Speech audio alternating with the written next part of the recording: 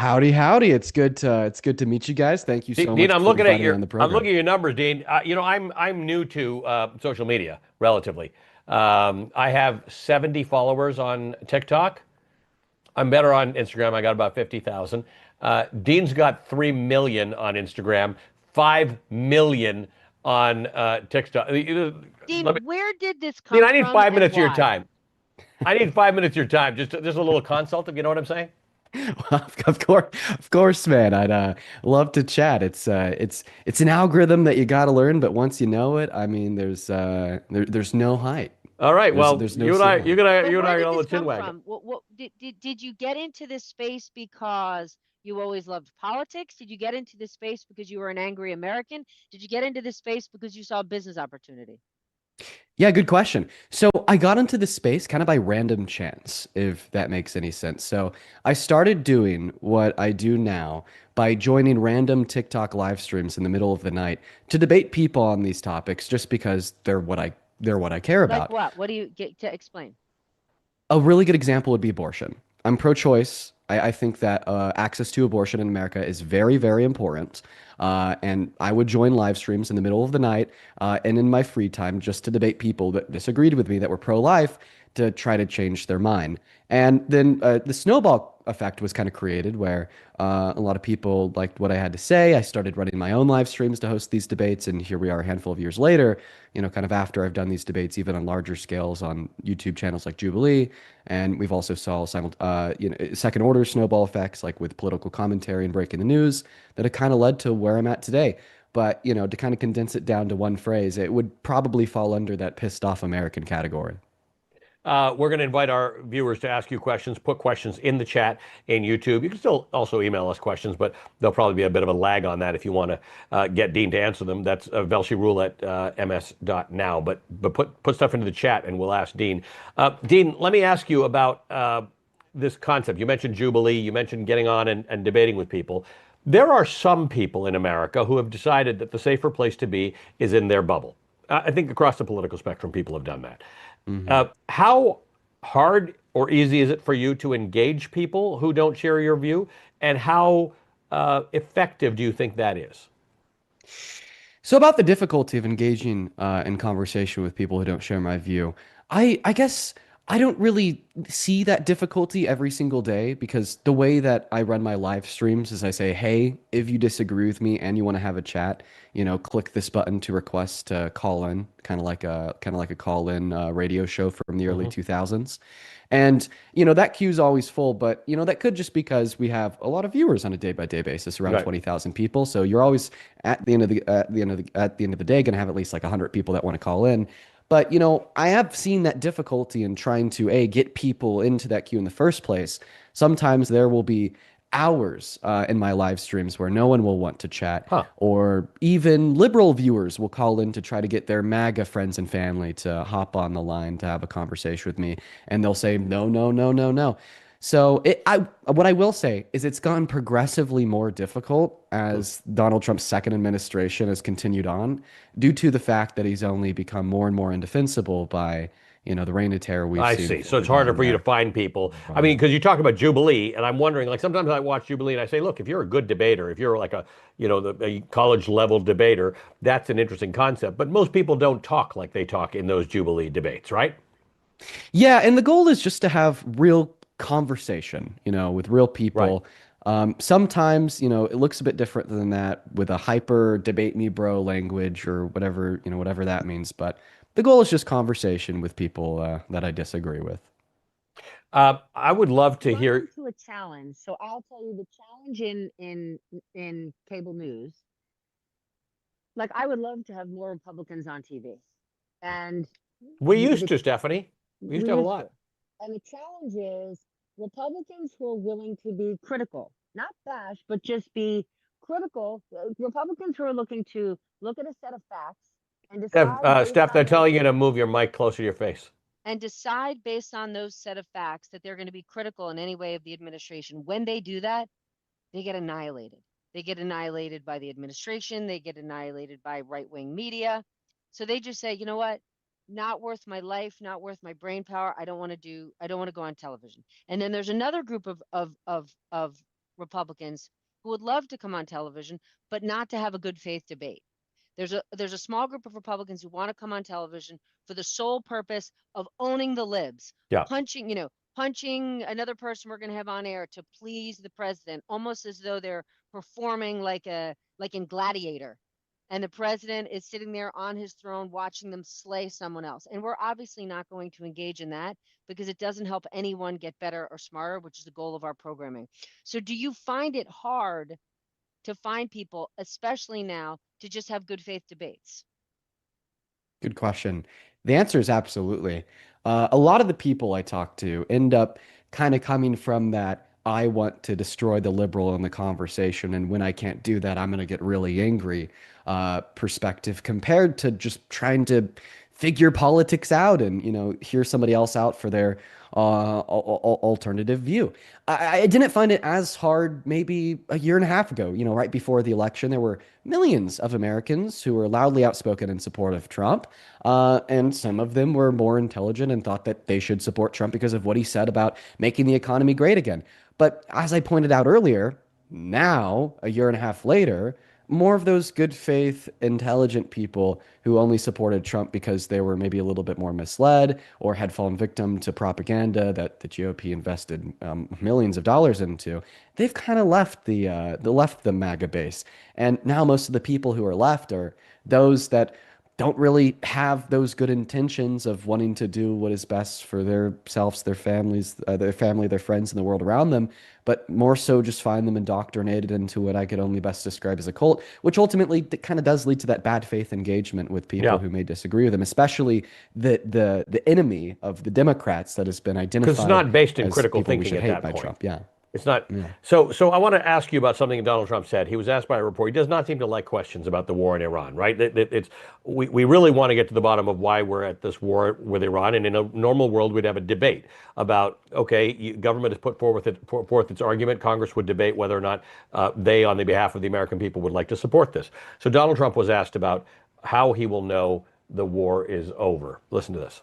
They were going to attack first. I felt strongly about that. We took a little excursion because we felt we had to do that to get rid of some evil. But I felt it was something we had to do. When are you going to know when it's over? When I feel it. They should be very thankful that this group of people feels the way we do. They were. When I feel it. And then he You said know, subsequently, Allie, when I feel it in my bones. You chose that mashup just Yeah. to get to me.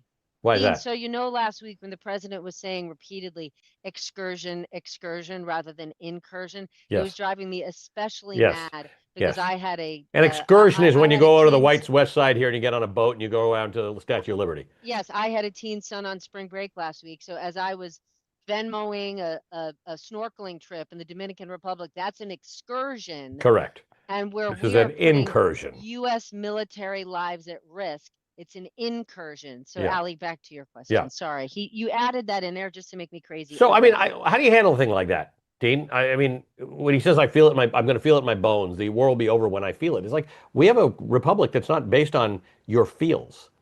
Right. Well, I mean, I think I know exactly why Donald Trump is saying that now, because last week he said that the war's already pretty much over. We've Yep. already won. And, the timeline given by Pete Hegseth is wrong, and we're going to be pulling out shortly. But then Iran refused to reopen up the Strait of Hormuz, and all of our allies refused to send their warships to it. And now we're in continued engagement with them. And now we gotta, come through with Donald Trump's threat of hitting them 20 times harder than we ever have or whatnot. But I guess, in short, my point here is that we hear contradictory messaging from Trump and other members of the administration, and they want less contradictory messaging because clearly it's a bad look for them. So now he's just reducing down to saying, well, it's going to be over when I feel it. Because when he said 8 weeks, then it went to 16. When he said we've already won, then it went back to, well, now we need to possibly send the military in for boots on the ground. So now it's just when I feel it. I don't know. The way I deal with that is just by pointing out how stupid it sounds. Well, no, it is. It's also an it absence just of sounds accountability, stupid. right? Because Right. in theory, we're supposed to be able to hold him to account because he said it's going to be a 6-week war or a 4-week war or whatever the case is. Now, when we've got when I feel it, there's no work for a reporter to do at that point. It's like, do you Yeah, feel it? Do you feel it yet? Yeah, you're right. There is no like work for any reporter to do there. I don't No. know. The vibe that it gives to me is that he just thinks that the average American is down to consign themselves to whatever Donald Trump says or does, is not really that smart, But they're going to and kind of just die. treats Our politics. Right, prices are going exactly. up. Our oil prices are going up. Americans are dying. Innocent people are dying in our name on the other side of the world. Like, at what point did we become so complacent that we don't care about this stuff? Did everybody miss the Iraq War? Yeah, apparently a lot of the MAGA base did, and that's what I hear every single day in my live stream is that if we just go in and liberate the Iranian people, everything's going to be Throw awesome, and roses at the us. Middle And East will it's, have peace, right? wow. Okay, and let's be clear. No one on this in this conversation is defending the now deceased Ayatollah or defending his son or defending the Iranian regime. No one is. Okay, they have been disastrous for decades and No, decades. they're The problem brutal and is, they're murderous and all those things. And that's a bad thing. And lots of places are. And and we if just you're don't going need to to be at take it war with on, you all of them. need a real plan, You need a which gets plan. us to our next question. Exactly. No Motive via YouTube has sent to us. How accurate is the idea that the U.S. is wasting $1 billion a day on their invasion of Iran? I I think would just say, it might be higher than that. but I also think we have to be careful. I don't know if we can use the word wasting. It costs $1 billion a day, right? But hold on. I'm not saying that this. I'm not saying we should or we shouldn't be at war. You're gonna get in trouble for this. Hold on, hold on. I'm not saying we should or we should be, but like this is what it costs. I'm down with wasting. I'm totally down with wasting. Okay, fine. Then go. Then I go. am too. I think I'm with Okay. wasting. Yeah, I guess I'm getting too technical in that the question isn't is the $1 billion a waste? The question is, does it cost $1 billion? It does cost $1 billion, and this administration hasn't proven why they should be doing it. So So I'll two just answer tell the you question. why am I thinking, other than the fact that I don't really like wars that are unnecessary. We keep moving these carrier strike groups into the Gulf of Mexico. Apparently, the United States Navy is now going to be escorting ships through the Strait of Hormuz, which is a terrible use of your taxpayer dollars. But we've also moved these strike groups out of Asia. Now, if you're China, I don't know if China's going to take advantage of this or not, but China's got their eye on Taiwan. And one of the reasons they don't have their eye on Taiwan all the time is because there are U.S. carrier strike groups that can launch nuclear missiles at them and intercept anything they do. And if they launch something on Taiwan, the Americans can be there because we have a treaty to back up Taiwan. Guess what? If anything happens to Taiwan, we may have a treaty. We're not around to help. So there's actually a danger to this. And then the other danger, Stephanie, is these farmers who don't have enough money because of tariffs, Americans who don't have enough money because of health care. Remember, Doge was cutting like every last, taking staplers from offices to save money? We don't have $1 billion or $2 billion to spend on a non-necessary war. And I'm not saying all wars are non-necessary. Sometimes they are. But the last time we did regime change really successfully was at the end of World War II, where Japan and Germany regime changed. That took total war. That took hundreds of thousands of dead people, and that took nuclear weaponry. And it did work in the end. But are you prepared to commit that to Iran? I don't think so. Well, that's a really good point. I was talking about this earlier on my buddy's live stream. There are two countries in the history of humanity that have been completely and totally bombed into complete and total submission. Yep. Those two countries are, as you just said, Germany and Japan. And let's run the calculus here. Is that something that A, we think we could do to Iran, and then B, are we willing to do to Right, Iran? because with Japan, there's still a consciousness about the fact that, all right, it ended a war, but killed a whole lot of innocent people.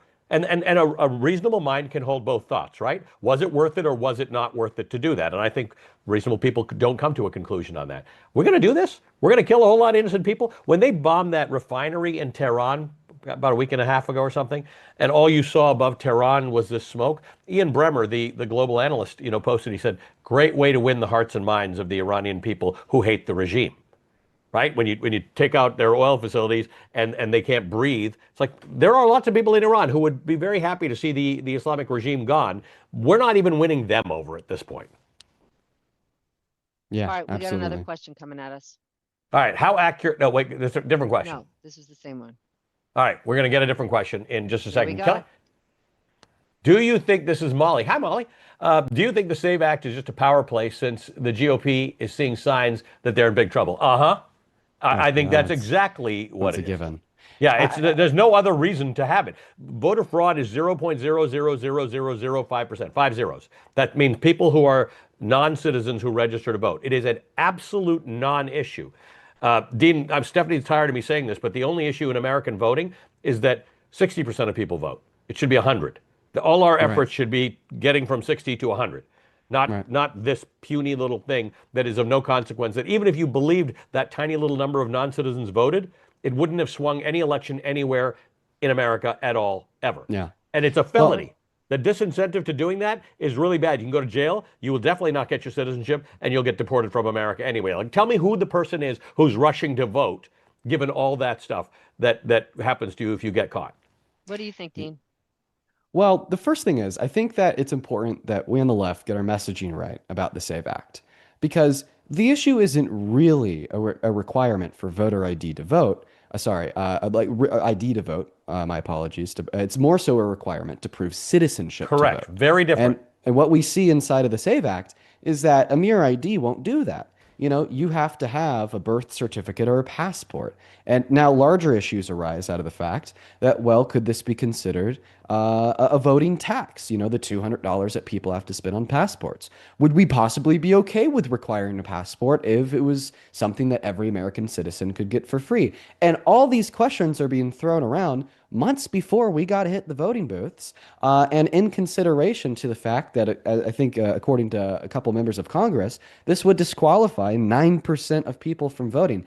And it's funny because that 9% would actually include me right now. You know, I live on my own, 21 years old, have my condo with my girlfriend, but I'll be honest, my dad still has my birth certificate and passport an hour and a half away. So, you know, if I want to go to register to vote, before I could do that, if the SAVE Act passes, I got to drive an hour and a half. And on top of that, I'd say something else that we don't really talk about when having a conversation about the SAVE Act and if or if not it's being used by the Trump administration for potential voter suppression on the left is clearly, and they're telling it to our faces. Yep. Donald Trump to the New York Times maybe 2 months ago told them that he regretted not seizing the voting machines during the 2020 election and using the National Guard to do so. Yep. I think it was maybe like a month ago that he said, I don't care if Congress doesn't pass the SAVE Act, I'll do it on my own. Yep. Or maybe we should just nationalize the elections altogether.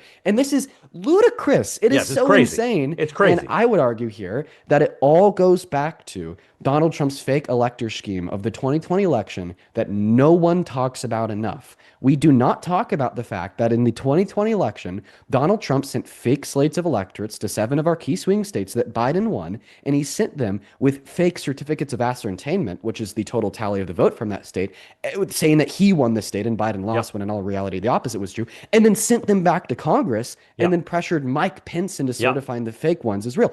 If Donald Trump got what he won in 2020, he would have been installed for a second term. And for the fact that Judge Luttig decided to learn to tweet, and gave Mike Pence cover to say, you have no responsibility here, that you have no role to do that, things could have been very, very, very, very different. And Tim Snyder, the expert on totalitarianism, postulates that maybe this war with Iran, and again, this might be out there, but he says it, is meant to trigger a response that looks like a terrorist attack on America, which could trigger a state of emergency and give Donald Trump what he wants. Troops in the streets, troops at the polls, and federalization of the elections. Yeah, I mean, it's not even too out there anymore, because we also heard Donald Trump say maybe 4 months ago something about, I forget the country, some country not running elections due to an active war that they were in, and how maybe like that'll happen to us or something along those lines. But listen, my point too here crazy. Nothing's too crazy. My point here is that obviously the SAVE Act is for voter suppression. 2020 proves it. His comments to the New York Times prove it. And his comments about no elections during war proves it. So it's not even a question. All right, we got a question on video. Let's listen to it.